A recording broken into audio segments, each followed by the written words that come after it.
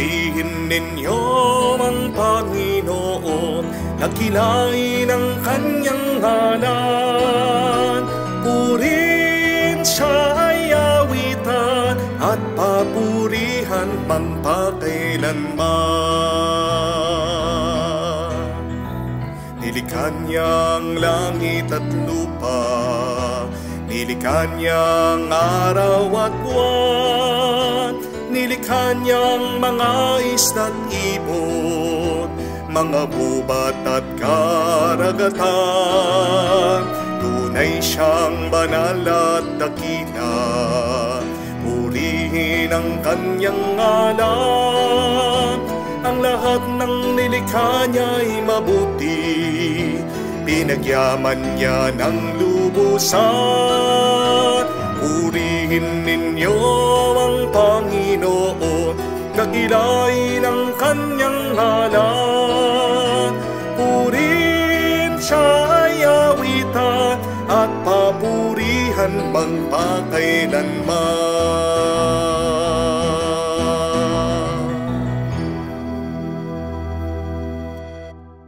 Sa ngalan ng Ama, ng Anak at ng Espiritu Santo. Amen. Sumainyo ang Panginoon. At sumainyo rin. Mga kapatid, purihin natin at pasalamatan ng Diyos dahil sa kanyang awa, dahil sa kanyang kagandahang loob. Kahit na alam natin hindi tayo karapat-dapat, tayo ay palaging pinagpapala niya. Hindi natin maiiwasan na sa buhay na ito, tayo ay magugutom, tayo ay mapapagod, at tayo ay malulungkot. Pero sa bawat bagong araw, may bagong biyaya na pinagkakaloob ang Diyos. At ang pinakamaganda, pinakamabuting biyaya na pinagkakaloob niya sa atin araw-araw ay ang kanyang sarili. The giver is also our gift. Ang nagbibigay ang Diyos ay ang regalo din para sa ating buhay.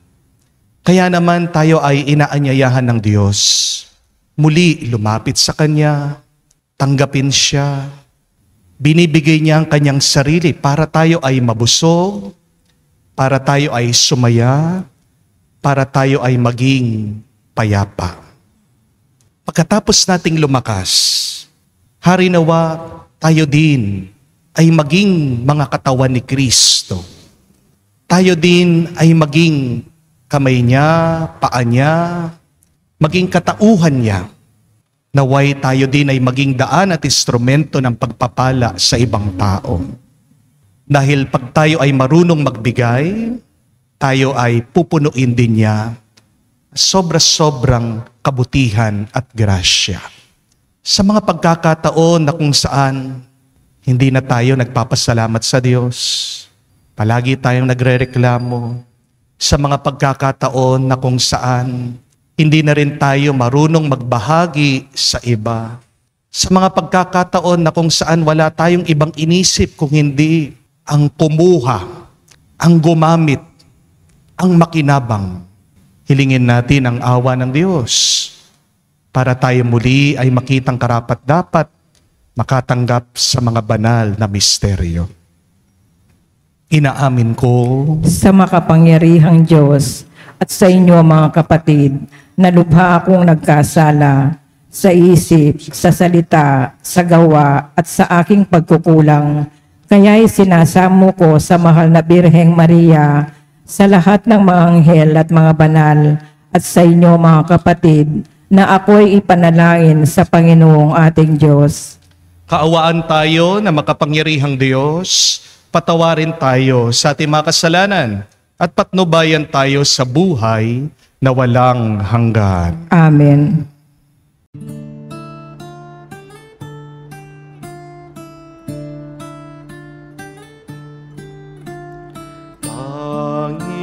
Panginoon, maawa ka. Panginoon, maawa ka.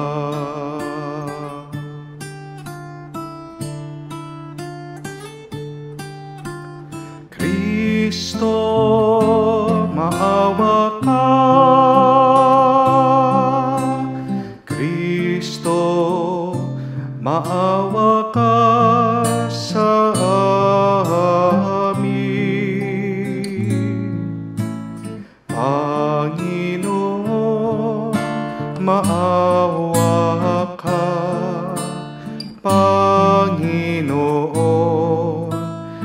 maawa ka. Gloria in excelsis Deo.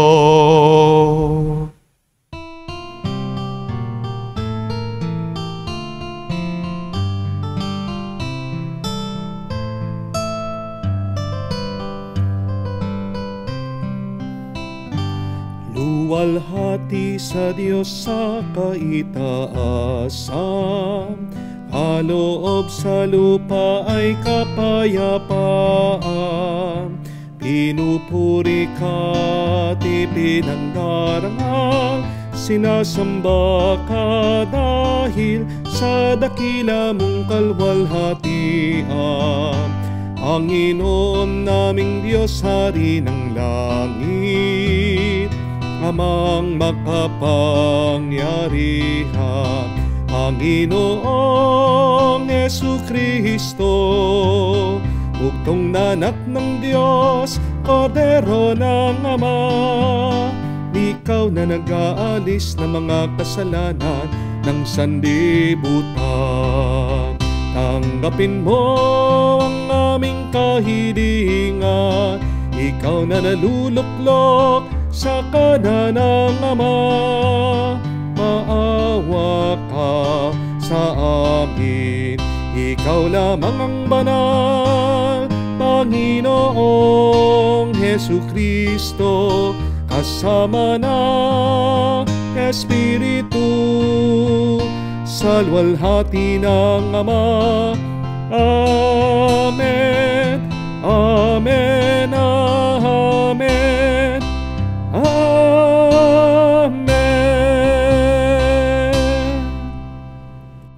Manalangin tayo. Ama naming makapangyarihan, lingid sa aming paningin ang mga inihanda mo para sa mga nagmahal sa iyo. Padaluyin mo sa amin ang agos ng iyong pag-ibig upang sa pagmamahal namin sa iyo ng higit, makamtan namin ang iyong mga pangakong na hindi pa sumasagi sa isip namin o panaginip. Iniluluhog namin ito sa pamamagitan ni Jesucristo, kasama ng Espiritu Santo, magpa sa walang hanggan. Amen.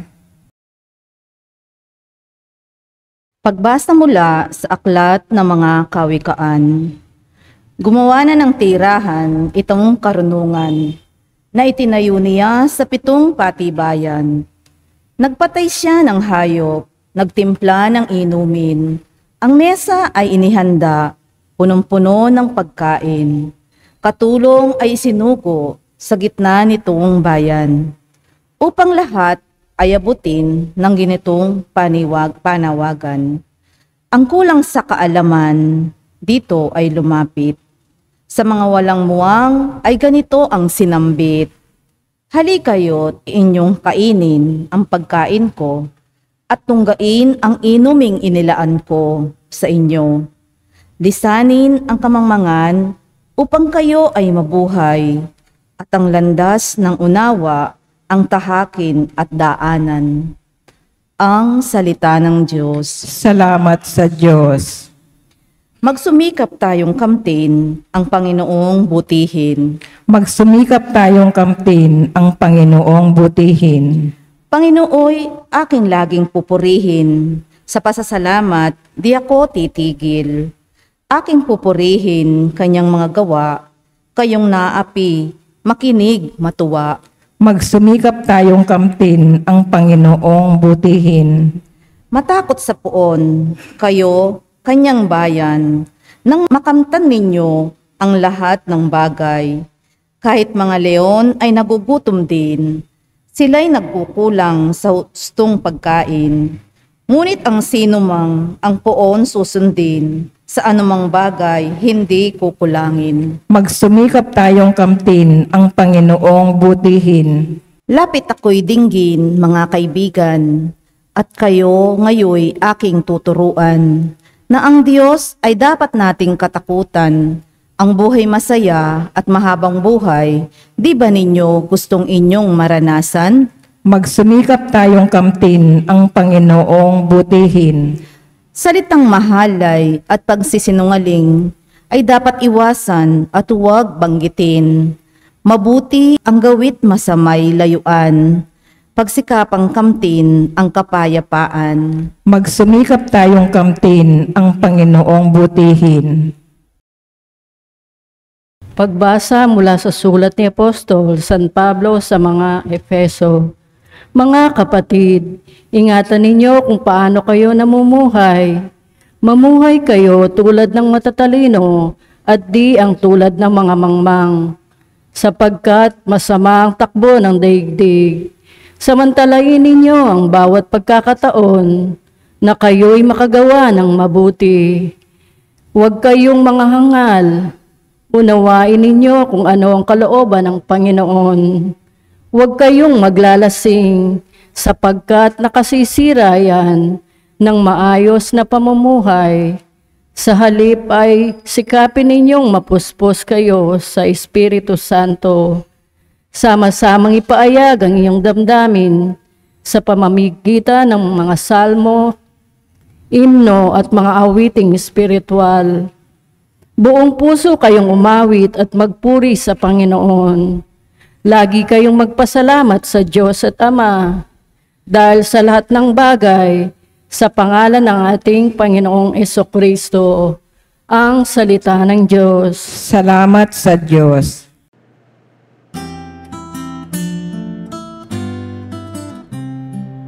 Alleluia, alleluia, alleluia, alleluia, alleluia, alleluia, alleluia, alleluia, alleluia, alleluia, alleluia. Ang sino mang kumakain sa katawang aking ahin ay nananahan sa akin. Aleluya, aleluya. Sumainyo ang Panginoon. At sumainyo rin. Ang mabuting balita ng Panginoon ayon kay San Juan. Papuri sa iyo, Panginoon. Nung panahon na yon, sinabi ni Jesus sa mga tao, "Ako ang pagkaing nagbibigay buhay na bumaba mula sa langit. Mabubuhay magpakailanman ang sino mang kumain nito. At ang pagkaing ibibigay ko sa ikabubuhay ng sanlibutan ay ang aking laman." Dahil dito, nagtalo-talo ang mga Hudyo. Paanong maibibigay sa atin ng taong ito ang kanyang laman upang kainin natin? Tanong nila. Kaya't sinabi ni Jesus, tandaan ninyo, malibang kainin ninyo ang laman ng anak ng tao at inumin ang kanyang dugo, hindi kayo magkakaroon ng buhay. Ang kumakain ng aking laman at umiinom ng aking dugo ay may buhay na walang hanggan. At muli ko siyang bubuhayin sa huling araw. Sapagkat ang aking laman ay tunay na pagkain at ang umiinom sa aking dugo ay nananahan sa akin. At ako sa kanya. Buhay ang amang nagsugo sa akin. At ako'y nabubuhay dahil sa kanya. Gayon din naman, ang sino mang kumain sa akin ay mabubuhay dahil sa akin. Ito ang pagkaing bumaba mula sa langit. Kumakain nito, mabubuhay magpakailanman.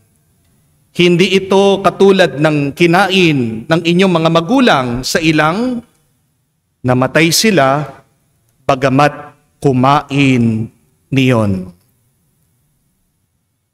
Mga kapatid, ang mabuting balita ng ating Panginoon. Pinupuri ka namin, Panginoong Jesucristo. Magandang araw po muli sa inyong lahat and a blessed happy Sunday po sa inyong lahat. Are you happy? If you are happy, please inform your face. What does that mean? Please smile. If you are not happy, then please inform God. Amen? Because when you pray to God, when you connect to God, our souls becomes at peace. Amen? And when you are at peace, soon you will be happy. Amen? Pagdasal po natin yan dito sa ating banal na misa. Naway kung tayo ay masaya, makatulong naman tayo sa ikasasaya ng iba. Kung hindi tayo masaya, naway makinig tayo sa salita ng Diyos na nagpapasaya sa atin. There is always something to be thankful for. Thank God, be happy. Thank God, be blessed today. Amen? May napakaganda pong kwento tungkol po sa isang baka at isang baboy na magkaibigan. Nung minsan daw, itong baka at baboy ay nag-uusap. Nilapitan daw ng baboy ang kaibigan niyang si baka dahil nagseselos siya, naiinggit siya. Ano po ang sabi nitong baboy? Bakit ikaw, baka, mahal na mahal ka ng mga tao? Habang ako naman, kinamumuhian ako ng mga tao. Iniiwasan nila ako. Nandidiri ang mga tao sa akin. Habang kung titignan mo naman, lahat-lahat binibigay ko sa mga tao. Inuubos nila ang buhay ko. Buong katawan ko, nililitsyon nila. Ang tenga ko, ginagawa nilang sisig. Ang aking laman loob, ginagawa dinuguan. Ang aking paa, ginagawang crispy pata. Ang aking balat, ginagawang chicharon. Lahat naman binibigay ko sa mga tao, pero pag dumadaan ng mga tao, nakatakip ang ilong nila. Pag nakikita nila ako, ayaw nila akong lapitan. Pero ikaw, mahal na mahal ka nila. Anong binibigay mo? Gatas lang. Bakit? Alam niyo po, napakaganda ng sagot nitong baka. Sabi niya, alam mo, ang mahalaga sa mga tao ay yung pagbibigay mo habang buhay ka pa. Hindi yung pagbibigay mo kapag namatay ka na. Isn't that true? What really matters in this life is your giving while you're still alive.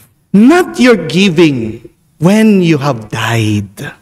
Because relationships are more important than the gifts. Amen?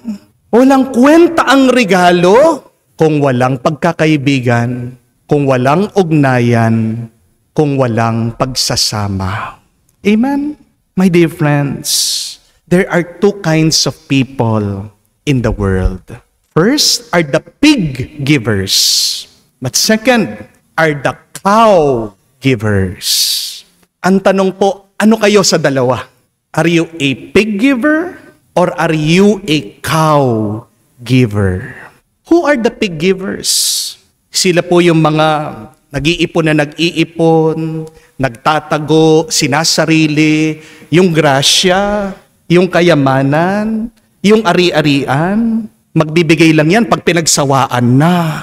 Yung pagkain, yung gamit. Magbibigay lang yan pag meron silang sobra. Magbibigay lang yan pag nasira na yung gamit, yung pagkain. Ugaling baboy. Hindi po ba? Are you a cow giver? Sila po yung mga tao na kahit walang pera, pag lumapit ka sa kanila, tutulong at tutulong sila. Sila yung mga kahit na may sakit, inaalala yung ibang tao. Sila yung mga kahit na nalulungkot, nakangiti, at walang ibang ninanais kung hindi magpangiti at magpasaya sa iba. Sila yung mga tao na parte na ng buhay nila, ugali talaga nila. Yung pagbibigay, napakabait na mga taong yan. Ugaling baka, tahimik na nagbibigay. Hindi po kamukha ng mga baboy. Hindi po ba? Bago magbigay yan, mag-iingay. Ipaparinig sa lahat ng mga tao na kinakatay sila. Ano po kayo sa dalawa? Are you a pig or are you a cow?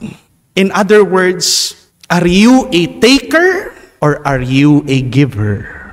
My dear friends, God invites us today not to be a pig or a cow, but more importantly, God is inviting us to be like Jesus. And who is Jesus? Jesus is a life giver.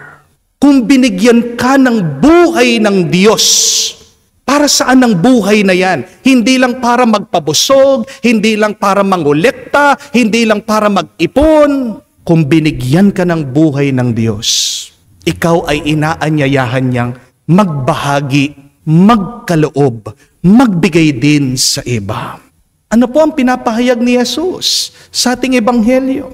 Jesus said that I am the living bread that came down from heaven. And the bread that I give is my flesh for the life of the world. Sabi niya, pag kinain natin siya, tinanggap natin siya, mabubuhay tayo. Pero kung hindi ang Diyos, ang iyong hinahanap, ang iyong tinatanggap, ano daw ang iyong makukuha at mararanasan? Kamatayan.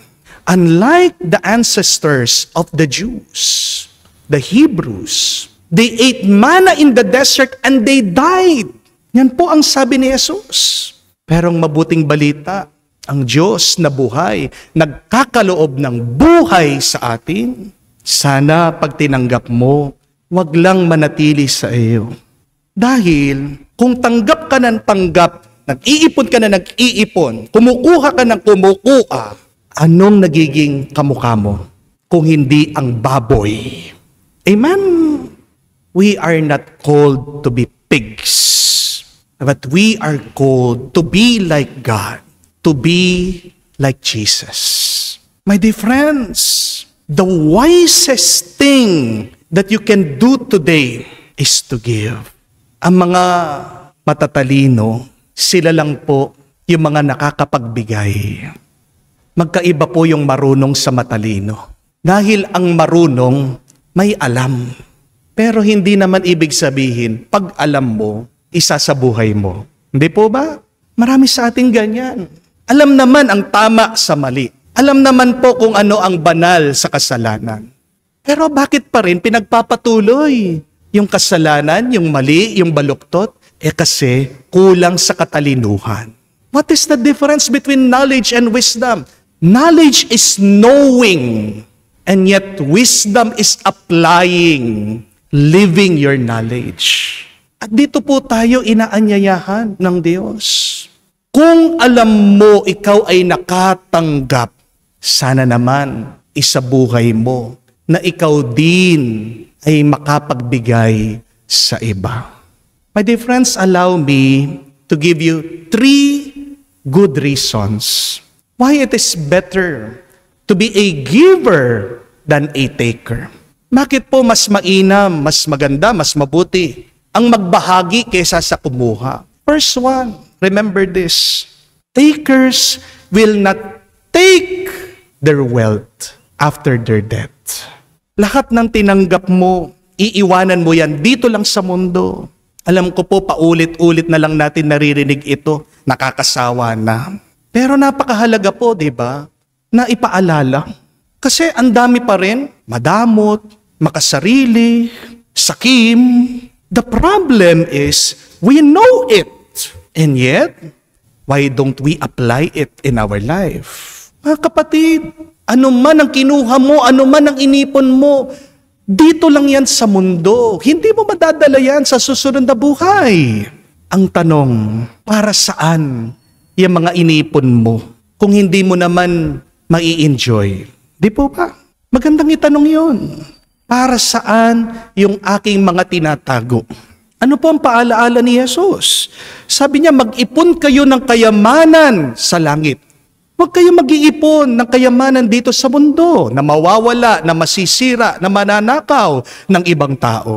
My dear friends, it is good to remember we are just visitors here in this earth, here in this life. Di ba pag nakikipagbisita ka, wala ka naman kailangan dali na maraming gamit. Kasi nakikidaan lang tayo sa buhay na ito. Mas mabuti na magbigay ka. Dahil yung mga iniipon mo, magiging pabigat lang yan sa susunod na buhay. Amen? Second, a good reminder that givers are happier people. May gusto-gusto po akong kasabihan. I want you to memorize this. Sabi po, Takers eat better, but givers sleep better. Ganda po, no? Yung mga kumukuha, masarap kumain yan. Pero yung mga mapagbigay, masarap matulog yan. Aanuhin mo yung masarap kang kumain, hindi ka naman makatulog. Paumanhin po, no? Pansinin niyo po yung itsura ng mga palaging nanghihingi. Palaging mukhang kawawa. Nakasimangot, paiyak-iyak. Kailangan po nilang mag-itsurang kawawa. Kasi kung hindi po kayo maaawa sa kanila, di ba? Hindi ka naman magbibigay. Pero ang bigat ng buhay ng taong palaging humihingi. Amen? Haggard ang itsura ng mga takers. Pero ang mga givers, kabaliktaran. Pansinin niyo po. Fresh ang muka. Baby face. Payapa. Nakangiti. Sabi po ng mga psychologists, kung nadidepress ka, magbigay ka. Maghanap ka ng taong matutulungan mo. Dahil may reaction daw sa ating katawan, yung pagtulong. When you give, you activate, you awaken your happy hormones. There is really joy in giving. So the more that you give, the more that you will be happy. Third and last, it is better to give than to receive. Why? Because givers are more blessed. Alam po natin yung kasabihan na the more that you give, the more that you receive. Amen? Alam niyo po kung saan galing yon? Basahin niyo po. In Luke chapter 6, verse 38, ang Panginoon po si Jesus, siyang nagbanggit dito, siyang nagsabi dito, that give and you will receive. Your gift will return to you in full, pressed down, shaken together to make room for more, running over, poured into your lap. Diyan po galing yung siksik, liglig, umaapaw. Paano ka magkakaroon ng sobra-sobrang grasya? Hindi lang sa pamamagitan ng pagbibigay ng Diyos. Pero naway, pag ikaw ay nakatanggap sa Diyos, matuto kang magbigay. Hindi lang niya papalitan pa niya ng umaapaw. Amen? At mas maganda po, basahin niyo ito. In the book of Malachi, chapter 3, verse 10, sabi, when you honor God with your giving, the windows of heaven open up to pour blessing upon you. And there will be not enough room for you to receive it. Wow! Grabe! Tingnan niyo po yun. Ang bintana na ng langit siyang magbubukas para umulan ng grasya sa iyo. Hindi mo na daw yan mayayakap, hindi mo na yan makokontain, hindi mo na yan makahawakan. Paano mangyayari yon? Dahil nagumpisa sa atin, sa ating pagbibigay, pagbabahagi, pagkakaloob sa Diyos. Tanong niyo po sa sarili niyo, bakit kaya walang sobra-sobrang grasya sa akin ngayon? Bakit kaya palaging kulang? Palaging meron akong hinahanap. Baka naman nagkulang ka na sa pagbibigay. Baka naman nagkulang ka na sa pagbabahagi. Napakahalaga po nito, no? Huwag ka lang basta't magbigay. Pero magbigay ka sana ng may tuwa at saya. It is not only about the giving, but it is about the disposition when you give. When you give from your heart. When you give out of joy and thanksgiving. Amen? Hindi ko po alam kung kilala niyo si Shaquille O'Neal. Yung pong sikat na basketball player, yung matangkad. Alam niyo po ba kung bakit napaka-successful ni Shaquille O'Neal?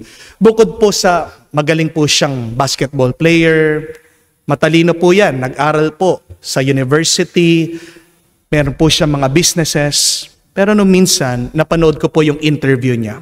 Sabi po ni Shaq that every day, he wants to bless somebody. Wala po siyang papalampasin na araw na wala siyang bebendisyonan na tao. Tinuruan daw po siya ng kanyang ina to be a blessing to others so that you can be blessed by God. Alam niya pong ginagawa ni Shaq, araw-araw, lalabas lang siya, naglalakad po sa daan, maghahanap ng tao, bibigyan po ng pera. Kung minsan po, pupunta po siya doon sa mga mall o kaya sa grocery, maghahanap po siya ng tao na nakikita niya, parang naghihirapan, ibibili po niya ng grocery. Nung minsan, naglalakad po siya dito sa mall, may nakita po siyang isang maliit na bata, tinanong niya, anong gusto mo? Sige, pumili ka, akong bibili. Anong laruan dyan? Kinuha po ng bata. Ang ganda pong attitude, no? Ang ganda pong pag-uugali. That is the right attitude. Always begin your day by asking, who can I bless today? Who can I help today? Ang dami po sa atin, mali ang pananaw Mali ang pag-iisip. Di po ba? Kagising, saan ako hahanap ng pera? Paano kaya ako makakaraos sa araw na ito? Pag ganyan ang iyong pag-iisip, kapatid, kulang ka sa pananampalataya. Amen? Kasi ibig sabihin, hindi ka naniniwala, hindi ka nakakapit sa Diyos. Palitan mo ang iyong pananaw. Palitan mo ang iyong pag-uugali. Say today, every day, when you wake up, how can I bless somebody today? Always help somebody. Why? Because you don't know. God is using you to help other people. You may be the answered prayers to other people. Ang ganda po nun. Kahit na alam po natin na tayo, meron din tayo mga sariling dasal, panalangin, hinihingi sa Diyos. Subukan mo. Ganyan mo umpisahan ang buhay mo araw-araw. And I tell you, miracles will happen to you. The impossible you will receive in your life. Graces will overflow for you. Yan po yung tamang pananaw. So, remember that when you have an attitude of giving, you will always have an experience of blessing. 3 good reminders, my dear friends, why it is better to give than to receive.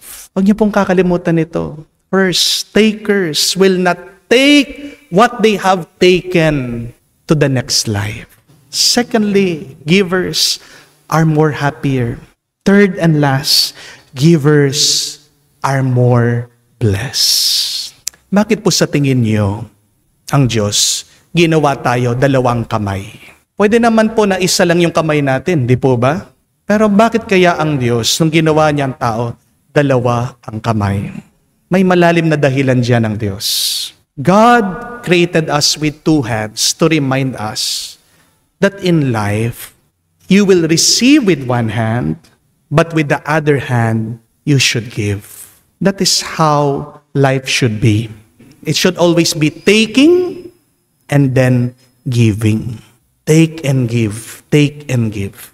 Hindi po pwedeng take ng take. Mabibigatan ka, mahihirapan ka, magkakasakit ka kung puro na lang take and take. Para lang pong gulong yan. Para umarangkada, para gumalaw, di ba? Dapat yung nasa ibabaw, pumailalim. Yung nasa ilalim, pumaibabaw. So, huwag ka malulungkot kung meron nawawala sa'yo. Huwag ka malulungkot kung nauubusan ka. Kasi hindi ka naman papabayaan ng Diyos. Nakawalan ka ng biyaya at grasya. Amen?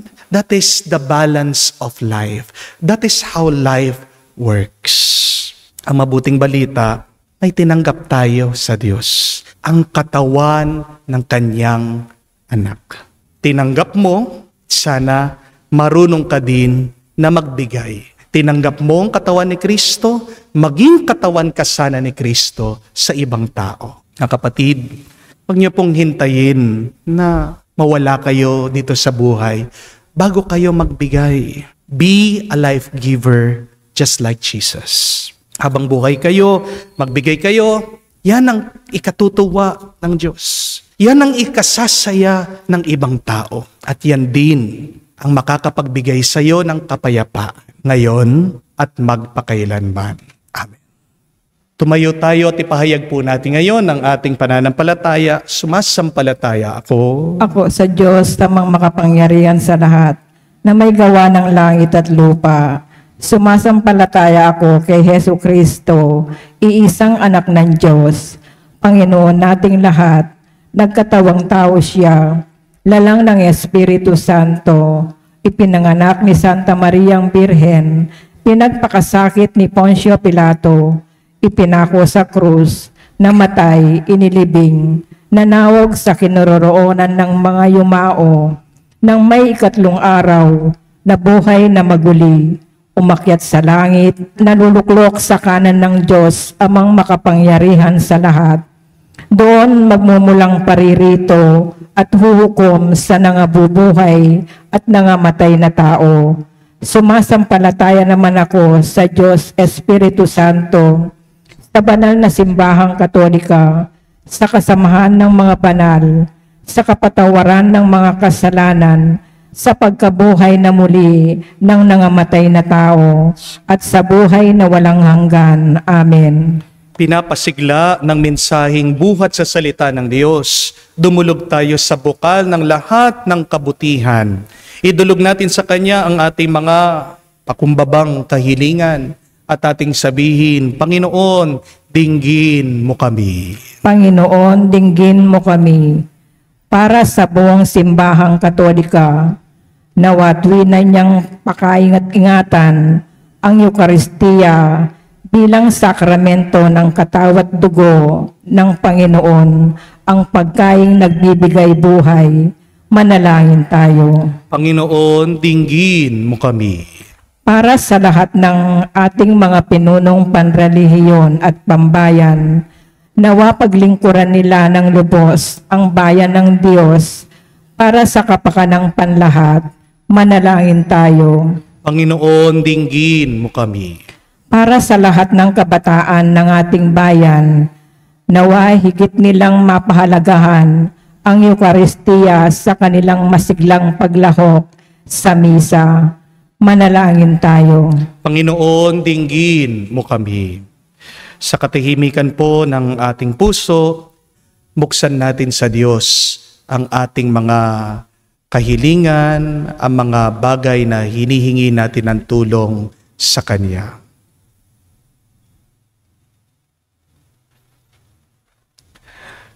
Panginoong Yesus, salamat sa iyong napakahalagang kaloob sa Eukaristiya. Naway lagi kaming mamuhay alinsunod sa mensaheng umaabot sa amin sa pamamagitan ng dakilang sakramentong ito. Ikaw na nabubuhay at naghahari magpakailanman. Amen.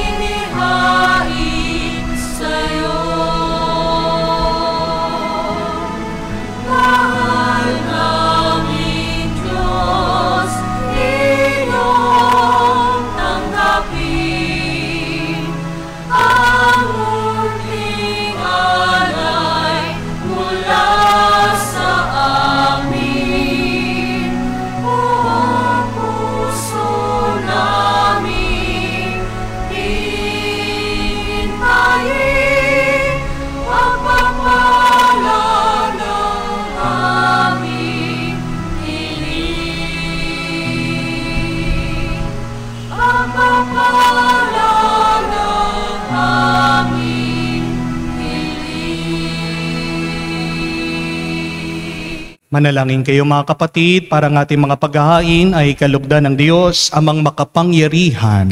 Tanggapin nawa ng Panginoon itong paghahain sa iyong mga kamay, sa kapurihan niya at karangalan, sa ating kapakinabangan at sa buong sambayanan niyang banal. Ama naming lumikha, tanggapin mo ang mga alay upang maganap ang pagpapalitan ng iyong kaloob ng aming handog sa aming paghahain na iyo na ring binigay, para kami maging marapat na iyong paunlakan sa pamamagitan ni Jesucristo kasama ng Espiritu Santo, magpa sa walang hanggan. Amen. Sumayin niyo ang Panginoon. At sumayin niyo rin. Itaas sa Diyos sa inyong mga puso at diwa. Itinaas na namin sa Panginoon. Pasalamatan natin ang Panginoong ating Diyos. Marapat na siya ay pasalamatan. Ama naming makapangyarihan, tunay nga marapat ikaw ang aming pasalamatan.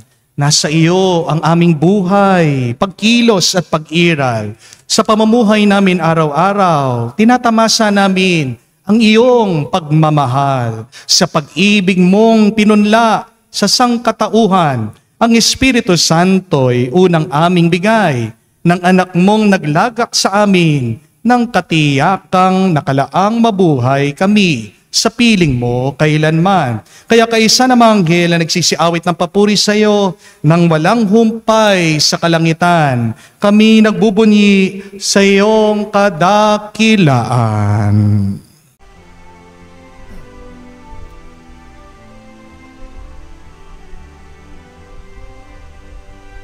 Santo, Santo, Santo, Panginoong Diyos ng mga hukbo, napupuno ang langit at lupa ng kadakilaan mo. Hosana, Hosana, sa kaitaasan, pinagpala ang naparirito sa ngalan ng Panginoon. Hosana, Hosana, sa kaitaasan. Hosana, Hosana, sa kaitaasan.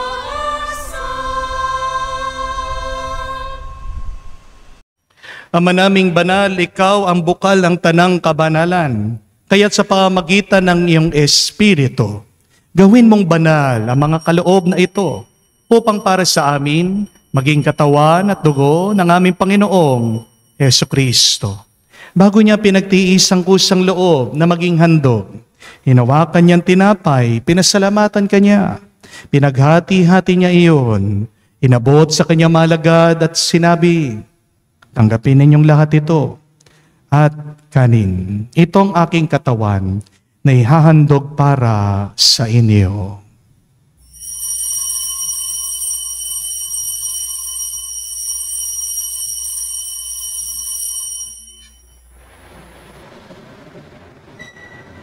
Gayon din naman na matapos ang hapunan, hinawakan niya ang kalis, muli kanyang pinasalamatan.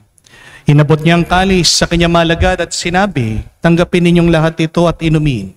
Itong kalis ng aking dugo, ng bago at walang hanggan tipan. Ang aking dugo na ibubuhos para sa inyo at para sa lahat, sa ipagpapatawad ng mga kasalanan. Gawin ninyo ito sa pag-aalaala sa akin.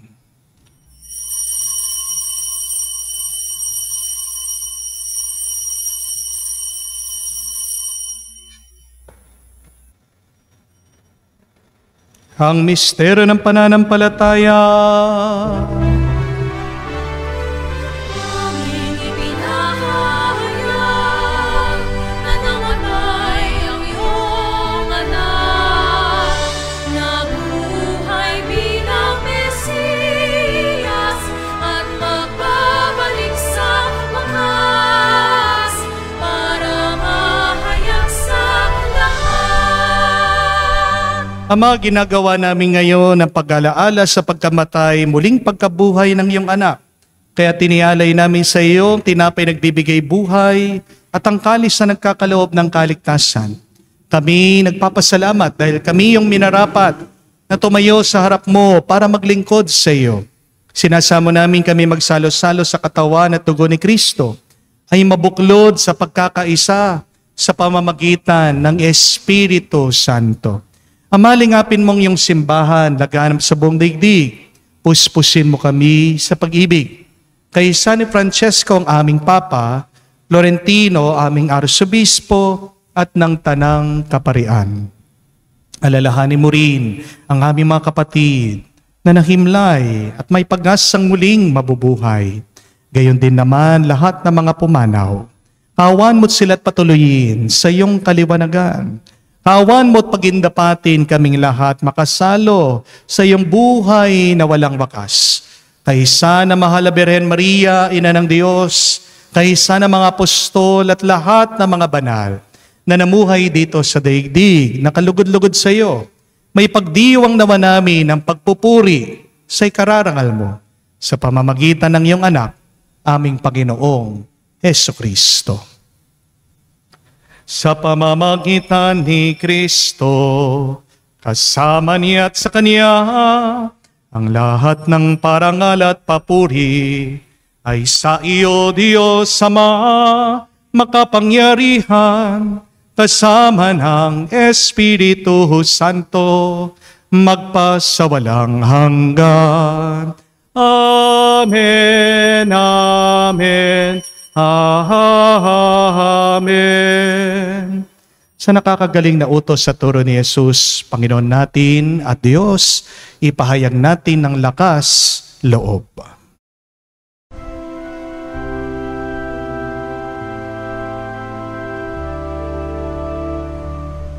Ama namin, sumasalangit ka, sambahin ang ngalan mo, mapasa amin ang kaharian mo, sundin ang loob mo dito sa lupa, para lang sa langit. Bigyan mo kami ngayon ng aming kakanin sa araw-araw, at patawarin mo kami sa aming mga sala, para ng pagpapatawad namin sa nagkakasala sa amin. At huwag mo kaming ipahintulot sa tukso, at iadya mo kami sa lahat ng masama. Hinihiling namin kami at Diyos sa lahat na masama, pagkalooban ng kapayapaan araw-araw, tigtas sa kasalanan, ilayo sa lahat ng kapamakan, samantalang aming pinanabikan ang dakilang araw ng pagpapahayag ng tagapagligtas naming si Hesukristo. Sapagkat iyo ang kaharian at ang kapangyarihan at ang kapurihan magpakailanman. Amen. Panginoong Hesukristo, sinabi mo sa iyong mga apostol, kapayapaan ang iniiwan ko sa inyo, ang aking kapayapaan binibigay ko sa inyo. Tungayan mo ang aming pananampalataya, huwag ang aming pagkakasala. Pagkalooban mo kami ng kapayapaan at pagkakaisa, ayon sa iyong kalooban. Kasama ng Espiritu Santo, magpa sa walang hanggan. Amen. Kapayapaan ng Panginoon ay laging sumainyo. At sumainyo rin. Magbigayan po tayo ng kapayapaan sa bawat isa. Peace with you po. Kapayapaan po sa inyong lahat. Kordero ng Diyos na nag-aalis ng mga kasalanan ng sanlibutan, maawa ka sa amin. Maawa ka sa amin.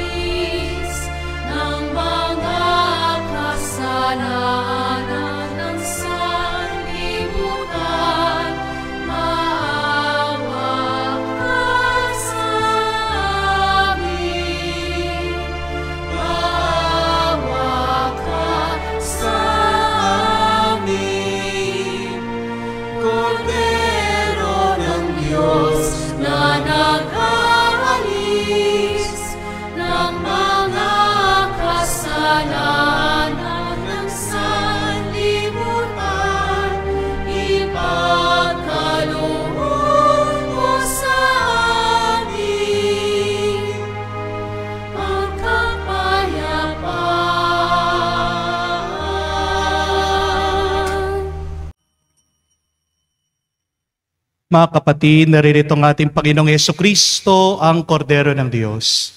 Nag-aalis sa mga kasalanan ng sanlibutan. Mapalad tayong lumalapit sa piging ng Kordero. Panginoon, hindi ako karapat-dapat na magpatuloy sa iyo, ngunit sa isang salita mo lamang ay gagaling na ako.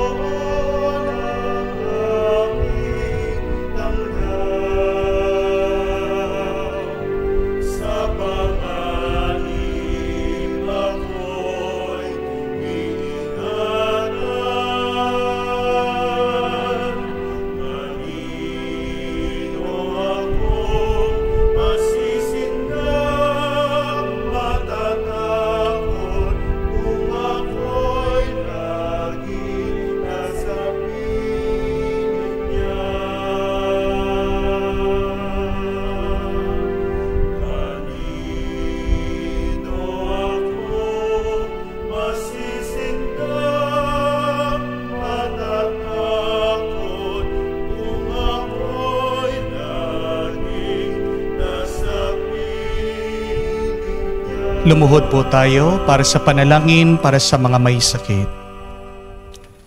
Panginoong Yesus, lumalapit po kami sa iyo ngayon upang idulog ang kagalingan ng mga may sakit. Haplusin niyo po sila at pagkalooban ng panibagong lakas upang sila ay muling makapaglingkod sa iyo. Patawarin niyo po sana sila sa kanilang mga kasalanan at pagkalooban ng kagalingang pangkaluluwa. Sa katahimikan po ng ating puso, banggitin natin sa Diyos ang mga pangalan ng mga kapatid nating humihiling ng mabilis na kagalingan.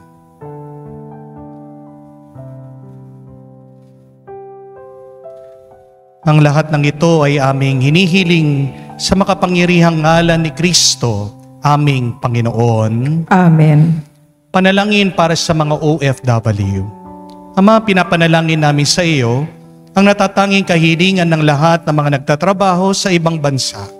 Tulungan mo sila bawat sandali ng kanilang buhay habang nasa ibang bansa. Palakasin mo sila kapag pinanghihinaan sila ng kalooban. Pagalingin mo sila tuwing nagkakasakit. Aluin mo sila kapag nalulungkot sila. Ilayo mo sila sa anumang masama at kapahamakan upang magpatuloy sila lagi sa kanilang buhay. Mapahalagan nawa ng kanilang pamilya ang bawat sakripisyo nila sa ibang bansa upang wag masayang ang kanilang pagpapagal. Kawan at pagkalooban mo ng biyaya ang lahat ng mga OFW dahil sa iyo lamang aasa at wala ng iba. Ang lahat ng ito ay aming sama-samang panalangin sa ngalan ni Jesus. Amen. Banal na mukha ni Jesus, kaawaan mo kami. Manalangin tayo.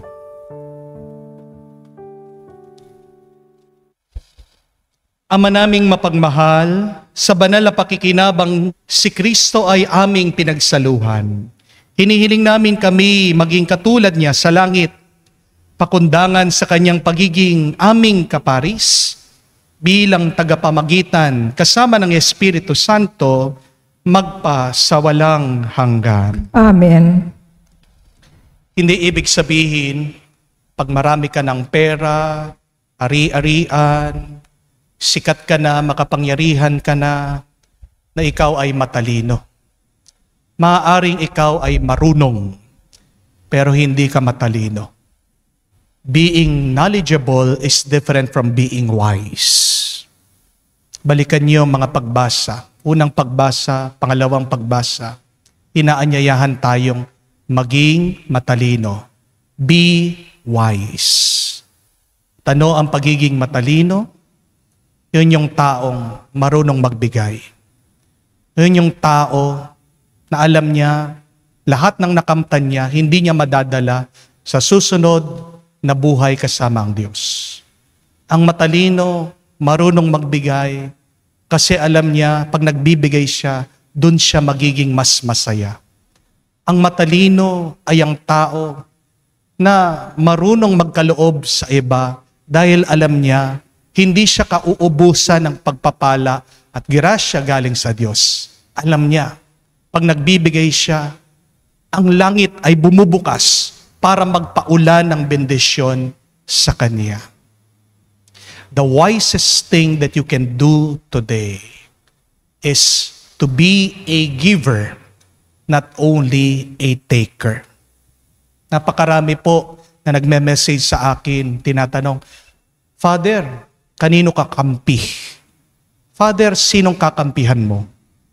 Si Carlos Yulo o yung nanay niya? Obligasyon po ba ng anak na tulungan niya, yung nanay niya, yung pamilya niya? Sino po ang tama? Yung nanay o yung anak? Alam niyo po ang sagot ko dyan. Kahit na nagkasala, kahit na pangit ang ugali, kahit na hindi karapat-dapat, magbigay ka. Hindi dahil ina mo, hindi dahil pamilya mo, hindi dahil minahal ka. Magbigay ka. Bakit? Dahil yan yung mabuting gawin. Amen? Magbigay ka dahil yan yung tamang gawin. Amen?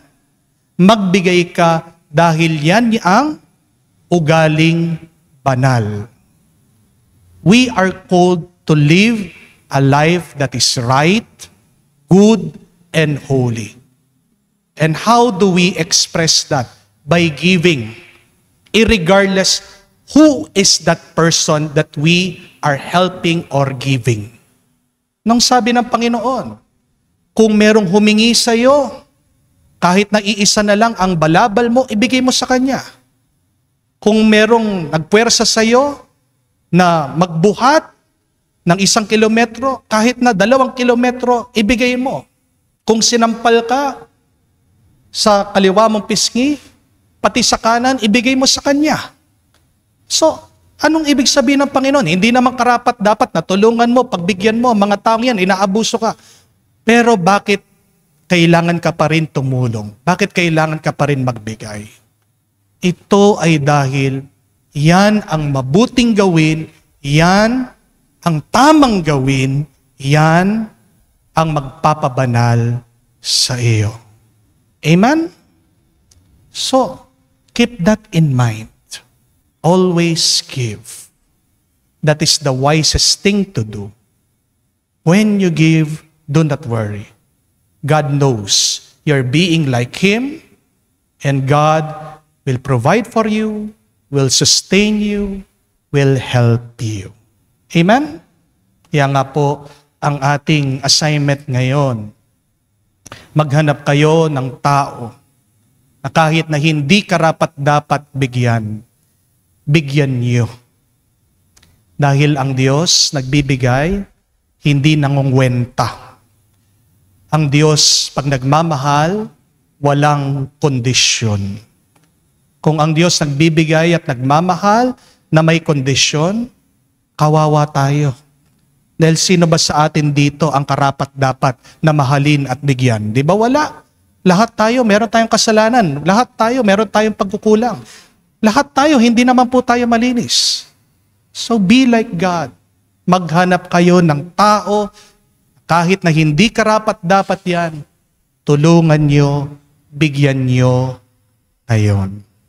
Makikita nyo na aapaw ang pagpapala ng Diyos sa inyo.